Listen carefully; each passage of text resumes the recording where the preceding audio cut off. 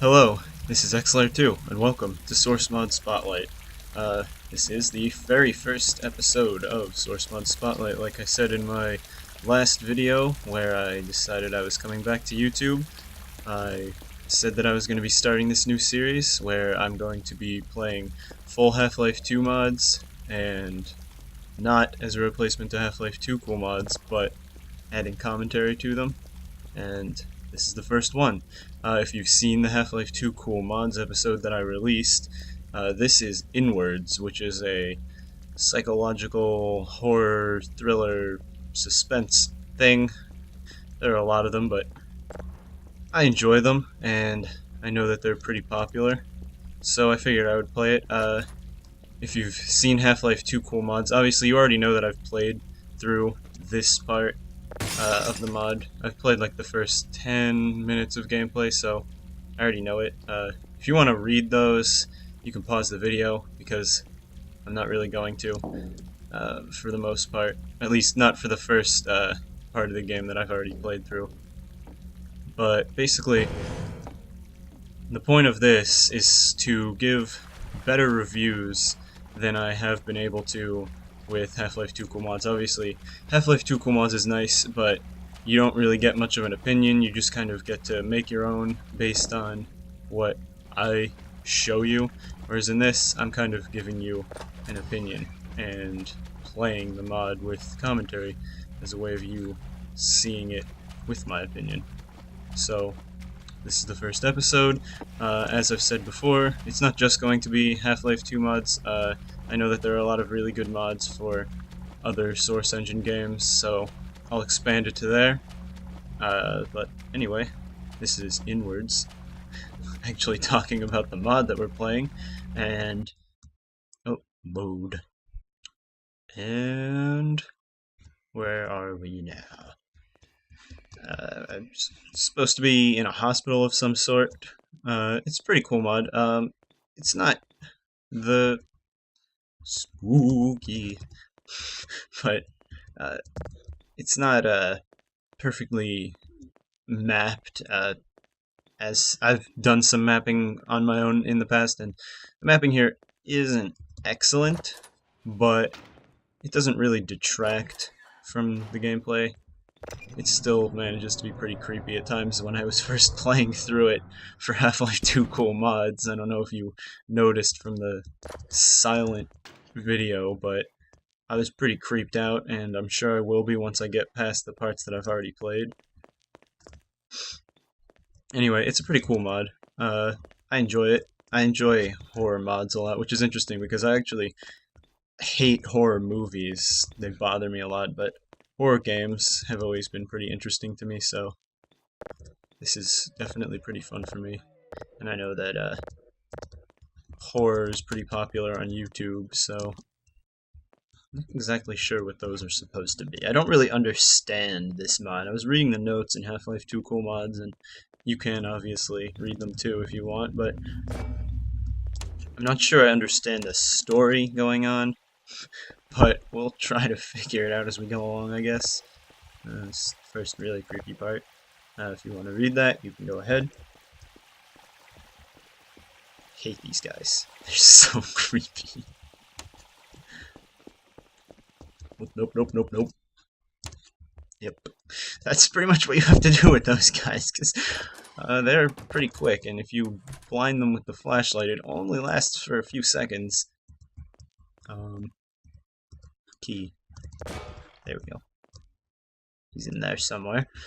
Well, that's why I closed the door. One of them spawns in there when you pick up that key. So, just want to avoid him. No, it's this way. Exit. No, you don't get to exit. What are you kidding? This is a horror mod. What? Where am I?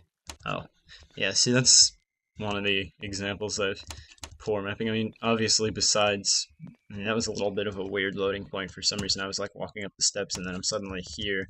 It's a little disorienting, but other than that, I mean, the brushwork, the lighting, it's a little bland. It's either red, lights like this, or you have white flashing lights. It's not perfect, but it does have a pretty creepy atmosphere. Also this, I'm not sure what this is all about. It's like a see-through wall when you're like that, but then you put the flashlight on it and it becomes opaque. I don't know, it's weird. But again, that's just me nitpicking as a mapper. It kind of bothers me to see poor mapping, but it doesn't detract from the gameplay much. It's still rather creepy. So, once again, if you want to read this, go ahead. I'm not going to. Too impatient. Gotta get past this part. Spooky lady. I don't know what that's all about either. See, like this. I don't know. Again, why is this here? This is a gate halfway in the ground. There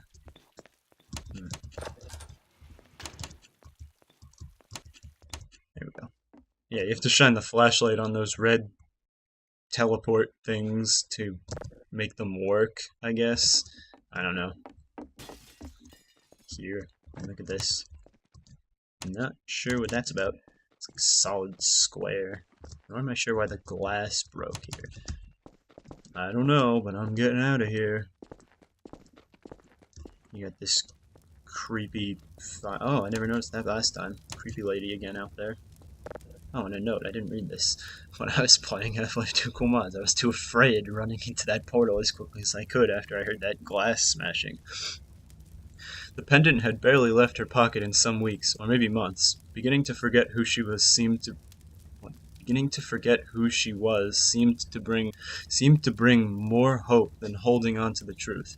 The leaves began to turn to browns and oranges, falling from the trees they were once part of. Vivienne extended a hand and touched the rough bark of a maple.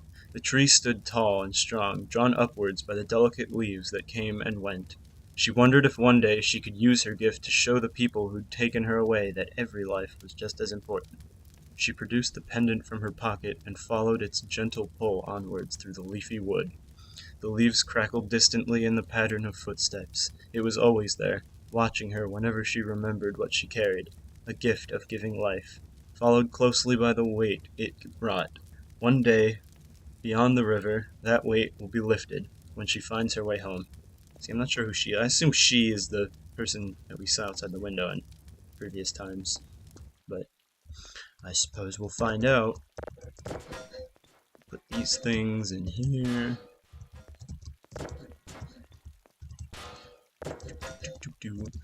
Release the brake, and that should open through the door. That should open this. Yay! And this is important. Right? Yeah, it doesn't work. Okay, yeah, okay, and this is where I ended with the last Half-Life 2 Cool Mods, so this is creepy. Yeah, there's one of those guys, and I don't like them. So we're gonna just run, because they freaked me out. Go through the portal. Alright, that wasn't so bad. Oh, another note. Drifting off to sleep beneath the trees, her mind was drawn to her memories of a distant lighthouse that her father had manned. She remembered the story he once told her when she was young. Every night the sea and the land have a disagreement. The sea thinks that the earth belongs to waters. The waters run rapid and free across the land, carrying them with both power and life. The land believes that the earth belongs to the soil. The soil is patient and still, a dominant abundance of opportunity from which civilizations have grown. Every night the sea and the land debate the merits of one or the other, but by morning they always realize that one is as much a part of itself as it is the other, and alone they could never grow. On a hill by the sea there is a sprawl of wildflowers that capture the light of dawn. Very poetic. What's this? It's a paper boat. How cute. Getting a little bit of frame drops, I don't know why. Probably poor mapping. Oh, it's better now. Another note. Wow, okay, this is a lot of notes now. A small paper boat drifted downstream from the way in which she was heading, hiding herself behind shrub. Okay. She saw the figure of a young boy running down the riverbed, chasing his vessel as it bobbed along, heading for an outlet that would eventually take its voyage out to sea. The boy reached a fork in the river, where the boat gained speed. However, the boy was not saddened to see his vessel go. He heartily waved its goodbye, wishing it luck for its journey to distant shores. She knew that soon she would be charting a path for the same lands. Vivienne continued up beside the icy stream, clad heavily once more. She knew she was close to freedom, but that the coldest months would be between her and that distant shore. Boat. That's a little weird looking. Alright, I'm gonna stop complaining about the mapping now. Okay, now where are we? Are we in the same place? Because I don't want to see that guy. That weird guy. Oh, I got a fuse. Put this here. Yes. This looks like a fuse box. Okay. I guess not. I know he's here somewhere. I'm freaking out. Oh, I guess I have to collect all the fuses. Oh, this seems very familiar. If you've played, I think it was Nightmare House 2. Okay, I hear him. Unless that's me. I think that's just my footsteps freaking me out. Okay, and these doors are in the wrong. That's weird. Okay, and this door's... Is this supposed to be like this? The random doors in the ground? Oh god! Okay, nope, nope, nope, nope, nope, nope, nope, nope, nope, nope. Running. And a teddy bear. Nope, nope, nope, nope, nope, nope. Okay, where'd the fuse go? There it is. Let me just check. What's the button for quick save? Because I don't want to die. F6. Quick save. Sorry. Oh, nope, nope, nope. Running. Is he behind me? Okay, good. I got all the fuses. Now I just have to go back to... And I forget where I was. Great. Over here.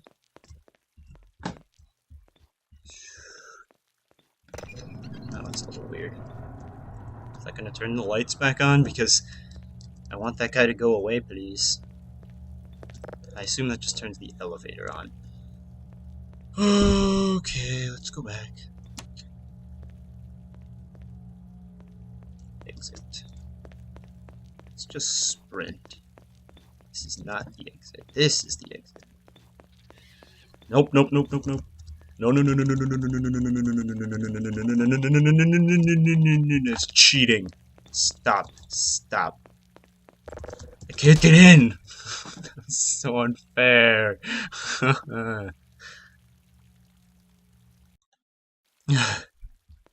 Okay, where am I? Oh, great.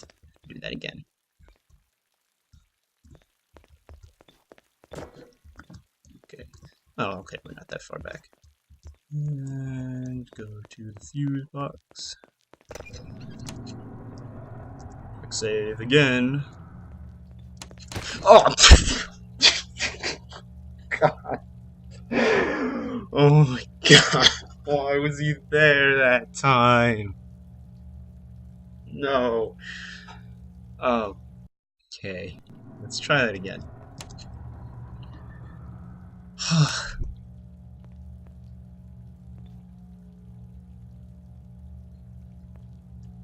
Now I'm terrified to go around this corner. Nope. And I've brought myself into a corner here.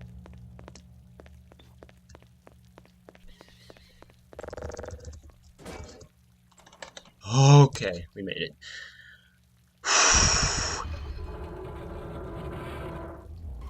Yeah, see, it's a little freaky. Okay, is this elevator? Yep, it is. Up, up, swim. Swim! Okay, this is not good.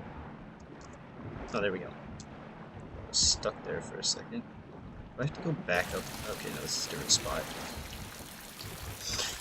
Alright. Quick save. Because I'm a bitch. Oh. That's pleasant. Alright. Now where? Now we load. What? Okay, that's a little bit odd. Guess we swam a very long way. Alright. Oh, this is creepy. There's a tent over here. Less creepy. And another note. As autumn became winter, Vivienne watched as the hedgehogs that inhabited the forest crawled within their dens to dream until the winter's end. She wondered what the hedgehogs may dream of, and imagined them to know no further than their own little worlds. The hedgehogs would dream of the forest, and then awaken from the dream on the other side, never quite certain of what the dream was. Okay, yeah, I read that right. And what was the life before the dream? Powder snow, littered the branches by the crystalline river in this world preserved in time. Vivienne left light footsteps in the snow, preserving her path across the land, but giving a trail to the burden that follows in the shadows. And there's a portal. Okay, I saw you. Nope. Think you can sneak up on me? It ain't gonna happen. Oh wait, maybe that was just headlights. Thought I saw eyes. Okay. Still not opening that door. Wait, I lost my flashlight? Is that supposed to happen? Oh, this is the same house we were in a minute ago. Alright, let's open... Okay, yeah, let's open up this door. Oh, yeah, it was just headlights. Well, now I don't have my flashlight. That makes me very insecure, because I can even slow those guys down. Let's run. Another note! Oh, this is... Wow, it really rained a lot. The melting snow ran rivulets, I do not know that word, down the slopes and into the earth where the sprouts began to unfurl from the warming soil. The small figure, weary and weakened, moved onwards without rest through the thawing countryside with new hope. The hedgehogs emerged wearily from one dream into the next as they scouted the brush for their first meal of spring. The river widened with every passing footstep and every passing day. With every passing day she clutched her pendant a little more tightly as it drew her towards the light on the horizon. One day soon, on the far side of the river, the soul that waited will awaken from its eternal slumber and see its daughter's face once more. Her gift will heal the one that protected her and leave the weight that she carried on the shore from which she departed. For the terrible mapping, this does have very good writing in these notes, although I'm not sure I understand the context of what I'm doing here, or what those guys have to do with it. Those creepy chase dudes that get blind. Oh, and teleport again. Okay.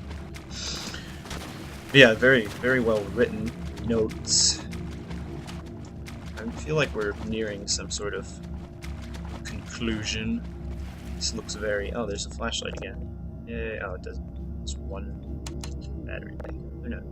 They told me that I have a choice, but I'm to decide what happens to you. But how is that fair? It isn't even fair. It isn't fair, because nothing is fair. Even when the girl found her way home, how would she know that her father would even still be there? How do I know you're still here? I don't know what to do anymore. Guess that's addressed to me. Maybe those neck brace chase blinded by light guys are her father? Whoever her is, that girl. As you know, it is entirely your decision. What is my decision? Oh. But do consider his happiness as well. Whose happiness? I am sure he loves you very much, my father. I cannot do it. Cannot do what? Why does it have to be me? This is not my fault. I tried, didn't I? Didn't I try hard enough? I am such an idiot. Please, I know you are still here. Oh, okay, that creeped me out. Please help me. Button. Okay, that was weird. What did that do?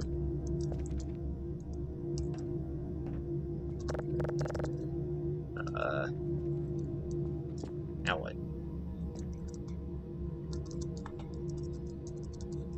Buttons. Push, push. Is that it? Do I go back now? Oh, yep, apparently. Creepy, staticky images.